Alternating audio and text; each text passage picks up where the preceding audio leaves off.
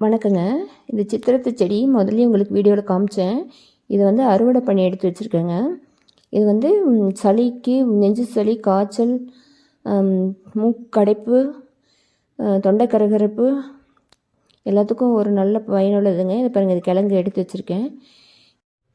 இது வந்து உங்களுக்கு எப்படி கஷாயமாக போட்டு பயன்படுத்தலாங்கிறத சொல்ல போகிறேன். இது வந்து இது ஒரு தரம் மட்டும் குடித்தா பத்தாதுங்க. ஒரு 3-4 தரம் குடித்தா தான் இதுக்கு தீர்வு. சரிங்களா? ஒரு 2 டம்ளர் தண்ணி விட்டுக்கிறேன். அதில் வந்து கொஞ்சம் சித்திரத்தை போட்டு, கொஞ்சம் மிளகு, கொஞ்சம் திப்பிலி இதெல்லாம் போட்டுக்கலாம். அப்புறம் துளசி போட்டு நல்லா ஒரு 2 டம்ளர் தண்ணி 1 டம்ளராக சுண்டுற வரைக்கும் கொதிக்க விடுங்க. வேணும்னா கொஞ்சம் பனங்கல்கண்டு போட்டுக்கலாம், இல்லை அப்படி குடிக்கிறதுனாலும் குடிச்சிக்கலாம். இதை வடிகட்டி நம்ம குடிக்கணுங்க. இது ஒரு 3-4 தடவையாவது குடித்தாதாங்க நல்ல தீர்வு.